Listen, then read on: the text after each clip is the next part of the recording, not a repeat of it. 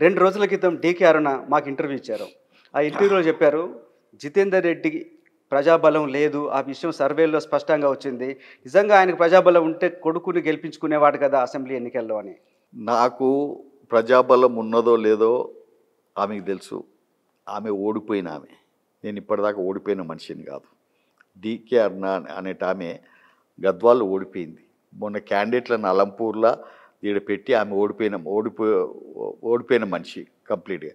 జితేందర్ రెడ్డికి ఎన్నడూ కూడా 2009లో కానీ 2019లో కానీ నాకు సీట్ ఇచ్చినప్పుడంతా నేను గెలిచిన. నేను ఎప్పుడు ఓడిపోయిన మనిషిని కాదు. అర్థమైందా? నాకు చూసి భయపడి నాయకులు ఏదైతుందో 2004లో సిట్టింగ్ సీట్ ఇవ్వాల. ఎందుకు మీకు మరి 2019 బీఆర్ఎస్ సీట్ ఎందుకు ఇవ్వలేదు? ఇప్పుడు బీజేపీ కేసీఆర్ గారికి ఆనాడే అహం పెరిగింది. ఆ అహం పెరిగి ఏదైతున్నదో నా బిడ్డను ఫ్లోర్ లీడర్గా చేయాలా ఢిల్లీలో నా బిడ్డను ఫ్లోర్ లీడర్ చేయాలి. జితేందర్ రెడ్డికి సీట్ ఇస్తే ఆయన సీనియర్ అవుతాడు. వినోద్ గెలిస్తే ఆయన ఫ్లోర్ లీడర్ అవుతాడు. కాబట్టి వీళ్ళిద్దరిని తప్పించాలి అని చెప్పి ఆనాడు వేసిన ప్లాన్ తోటి ఏదైతుందో నాకు సీట్ ఇవ్వలేదు. నాకు సీట్ ఇచ్చింటి ఇప్పుడు నాకు ఒకవేళ ప్రజాబలం లేకపోయింటే నేను అంత పెద్ద నాయకులను ఓడగట్టగలిగామన్నా చెప్పండి మీరు. నాకు ఒకవేళ ప్రజాబలం లేకపోయింటే సిట్టింగ్ లీడర్స్ ఎవరైతున్నారో ప్రెసిడెంట్లు నాకు భయపడి నాకు సీట్ ఇవ్వకుండా ఉందిరా చెప్పండి. నాకు సర్వేలలో కూడా ఫర్ ఎగ్జాంపుల్ ఎనీ సర్వే ఇవాళ ప్రతి ఒక్క దగ్గరికి ఆమె దగ్గరికే పోయి చెప్పి జితన్న ఉంటే వాకోవర్ ఉంటుండే బీజేపీ సీట్ ఇంత మీరు కష్టపడాల్సిన అవసరం లేకుంటుండే అని చెప్తుంటే. ఇప్పుడు ఢిల్లీలో తెలంగాణ ప్రతినిధిగా లేదా స్పోర్ట్స్ సలహాదారుగా హ్యాపీగా ఉన్నారా? చాలా హ్యాపీగా ఉన్నాను. నేను ఆల్రెడీ ఏదైతున్నదో తెలంగాణ స్పోర్ట్స్కు మెనూ తయారు చేశాను. ఇవన్నీ సాధ్యమవుతాయా? బడ్జెట్ వచ్చే అవకాశం ఉందా? ముఖ్యమంత్రి గారు నాకు చాలా ఓపెన్గా చెప్పడం జరిగింది, జితన్న వరల్డ్ క్లాస్ స్పోర్ట్స్ మనం తెలంగాణలో చేయాల్సిన అవసరం ఉన్నది. నీవు ఏ ఒక్క జియోకు భయపడకు, ఏ ఒక్క ఫండ్కు నీవు భయపడొద్దు అని చెప్పి వారు చెప్పడం జరిగింది.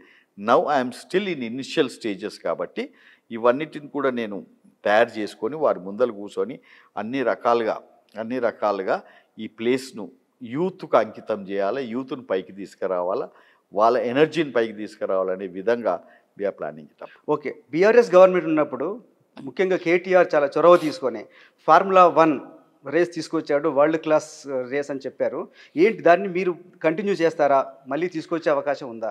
We will study that race. ఎందుకంటే బేసికలీ అది పబ్లిక్ పనికొచ్చే దట్స్ ఓన్లీ. నేను చూసిన దాని ప్రకారం ఏదైతే రిచ్ మ్యాన్ గేమ్, అది రిచ్ మ్యాన్ గేమ్ చాలా అఫోర్డబుల్ చేయకుండా వాళ్ళకే అటువంటిది ఇది. బట్ మా కాన్సెప్ట్ ఏముంటుందంటే విలేజ్లో ఉన్న ప్లేయర్స్ని, పిల్లలను, వాళ్ళని అందరు కూడా ప్రోత్సహించాలని చెప్పి ఉంటుంది. But if it is a international event and if there is lucrative in దాంట్లో ఉంటే దాన్ని కూడా మేము తప్పగా ఇది చేసుకుంటాం. ఓకే, మీకు 2 పదవులు వచ్చినాయి. మరి మీ అబ్బాయి మిథున్ రెడ్డి రాజకీయ భవిష్యత్తు ఏంటి? Mithun Reddy is only 39 years old. He still has got his future and his father is still alive. His father will definitely lay a path for him. ఆయన కూడా ఏంటంటే ఆయన కూడా కాంగ్రెస్లో ఉన్న పదవులు వస్తాయా? ఆయన కూడా నా పదవుల మీద నాకు ఎక్కువ ఆశలు లేవు బాస్. మొదటి నుంచి కూడా నేను ఎప్పుడు కూడా పదవుల చుట్టూ తిరగలేదు. మీరు చూసారు, నేను టీడీపీలో ఉన్నప్పుడు తిరగలేదు, బీజేపీలో ఉన్నప్పుడు నేను పదవుల గురించి తిరగలేదు. అవే వచ్చాయి మాకంతా, దానంతగా అవి నడుచుకుంటూ వచ్చాయి మా దగ్గరికి. కానీ we never craved for them. We want to be with the people. ప్రజల మధ్యలో మేము ఉండాలనుకుంటున్నాం. నేను ఎట్లయితే 27 సంవత్సరాలు మహబూబ్ నగర్లో టికెట్ వచ్చినా రాకపోయినా, ఓడినా గెలిచినా, ఏ విధంగా అయితే ప్రజలతో జీవించాం మేము. రాజకీయం చేయలేదు, జీవించాం.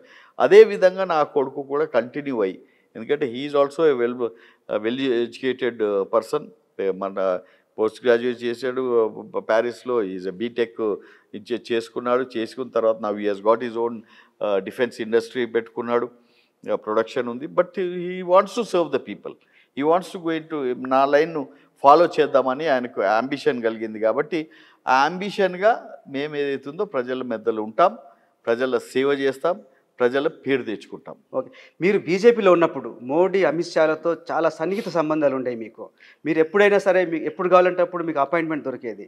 అట్లాంటి గుర్తింపు, గౌరవం ఇప్పుడు కాంగ్రెస్లో దక్కుతాయని మీరు అనుకుంటున్నారా? 100% దొరుకుతుందండి. ఎందుకంటే ఆమె వర్కర్, నాకు పర్సనల్ ఎజెండా అంటే మీకు ఎప్పుడు ఉండదు. కాంగ్రెస్తో సోనియా గాంధీతో కానీ రాహుల్ గాంధీతో కానీ వ్యక్తిగత పరిచయాలు సంబంధాలు లేవు కదా? నేను ఎప్పుడైతే ఢిల్లీలో ఉన్నానో, నేను ఫ్లోర్ లీడర్గా ఉన్నప్పుడు నాకు వాళ్ళతోటి పరిచయం ఉండేది. కేసీ వేణుగోపాల్ గారు కానీ, లేకపోతే మన ఖర్గే గారు కానీ, సోనియా గారు గాంధీ కానీ, రాహుల్ గాంధీ గారితో మేమంతా చర్చించుకునే వాళ్ళం, మాట్లాడుకునే వాళ్ళం. Not only that, BAC meeting జరిగేది, ఆల్ పార్టీ మీటింగ్ జరిగినప్పుడు కూడా మేమందరం కూడా కలిసి కూర్చునే వాళ్ళం, డిస్కస్ చేసేవాళ్ళం. They know me very well. But ఇంకోటి కూడా నా పర్సనల్ అజెండా నాకు ఏం లేదు కాబట్టి, నాకు ఇది కాబట్టి నేను నాయకుల చుట్టూ తిరిగే అలవాటు మొదటి నుంచి లేదు. కానీ అంత గౌరవం ఇక్కడ వస్తుందా? వచ్చే అవకాశం ఉందా మీకు? నా గౌరవం నా దగ్గరనే ఉందండి. నేను ఇంకోటి దగ్గర పోయి గులాంగిరి చేయాల్సిన అవసరం నాకు లేనే లేదు. నా గౌరవం నా దగ్గరనే ఉంటుంది. ఎప్పుడైనా కానీ మీరు చూశారు, I been given a post, ఆ పోస్ట్కి నేను కట్టుబడి ఉంటాను, ఆ వర్క్ నేను చేస్తాను. పైన ఎవరెవరు ఎట్లా కాల్ ఫార్ చేస్తానో పై విజిట్ చేస్తాను. నాకు నెక్స్ట్ వచ్చేది మోడీ గవర్నమెంటే కేంద్రంలో అని చెప్పేసి అందరూ అనుకుంటున్నారు. Yes. మీరు బీజేపీలో ఉన్నా కూడా మీకు ఏదో ఒక నామినేటెడ్ పోస్ట్ వచ్చి ఉండేది కదా? మీరు ఎప్పుడైనా అనిపిస్తుందా బీజేపీలో కంటిన్యూ అయితే బాగుండేదని? ఎప్పుడు అనిపించదు. నేను ఎప్పుడైనా కానీ ఏడైనా కానీ నాది ఒకటే అలవాటు ఏంటంటే, మర్యాద లేని కాడ నేను 5 నిమిషాలు కూడా ఉండను. నాకు ఎంత పెద్ద నాకేమి నామినేటెడ్ పోస్ట్ ఇస్తారండి వాళ్ళు? I have travel the world, I have travel the complete అన్ని రకాలుగా నేను అనుభవించిన వాడిని. కాంగ్రెస్ లో వచ్చింది నామినేటెడ్ పోస్టే కదా? ఏది కాంగ్రెస్ లో వచ్చింది నామినేట్ పోస్ట్ కాదు, సర్వీస్ పోస్ట్. అది దట్స్ ఎ సర్వీస్ పోస్ట్. ఇలాంటి పోస్ట్ మీకు బీజేపీలో కూడా వచ్చి ఉండేదేమో, అనిపించింది ఎప్పుడైనా?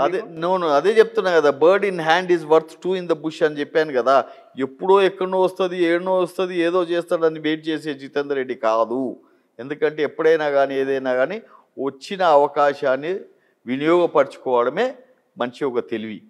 ఏదో వస్తుంది, ఏదో పోతుంది, ఏదో గవర్నర్ చేస్తారు, ఏదో నన్ను అది చేస్తారు, ఇది చేస్తారని దానికోసం ఆశపడే మనిషి నేను కాదు. ప్రజలకు సేవ చేయగలిగే పోస్టు నాకు కావాలి, ప్రజలకు అందుబాటులో ఉండే పోస్టు నాకు కావాలి. ఎస్, నాకు ఇప్పుడు ఇవాళ స్పోర్ట్స్ అనే దాంట్లో కూడా been given a very good work. అదేవిధంగా ఢిల్లీలో ఇచ్చిన పోస్ట్ కూడా ప్రజల మధ్యలో ఉండేది, నా స్టేట్కి పనికొచ్చే పోస్టు ఇవి ఇచ్చారు కాబట్టి ఐఎమ్ 100% సాటిస్ఫైడ్. మరిన్ని వీడియోస్ కోసం ఛానల్ ని సబ్స్క్రైబ్ చేయండి, లేటెస్ట్ అప్డేట్స్ కోసం వాట్సాప్ ఛానల్ ని ఫాలో చేయండి, అండ్ లింక్ డిస్క్రిప్షన్ లో ఉంది.